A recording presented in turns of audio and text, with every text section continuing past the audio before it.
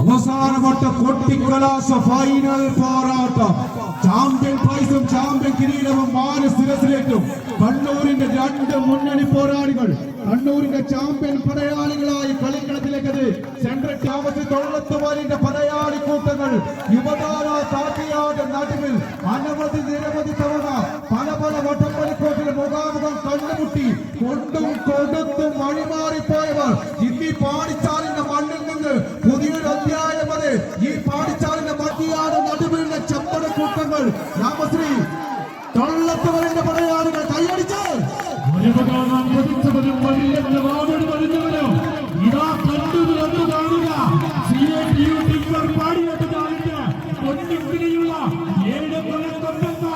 ഏഴെത്തുറക്കൊണ്ടെന്നാവുക ആവേശകരമായ പോരാട്ടത്തിൽ സംഘത്തിൽ താമസിച്ചുകൊണ്ട് പാടിയോട്ട് ചാലിന് മണ്ണിൽ അവസാന പോരാട്ടത്തിൽ കപ്പിനു വെന്തു മത്സരിക്കുന്ന ആ 7 പടയാളികൾ ആവേശ പോരാട്ടം സമ്മാനിച്ചത് കാലിന്റെ കരുത്തുള്ള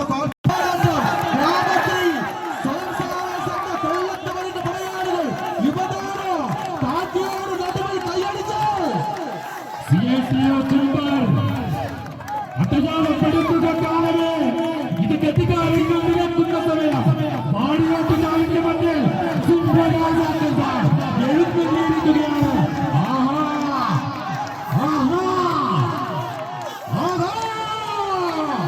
ഉള്ളരായ ശക്തികൾ തമ്മിലുള്ള ജീവന്മരണ പോരാട്ടം. പത്തടിയുടെ വിജയമുഖത്തുന്നത് 5 അടിയുടെ അനുകൂലം.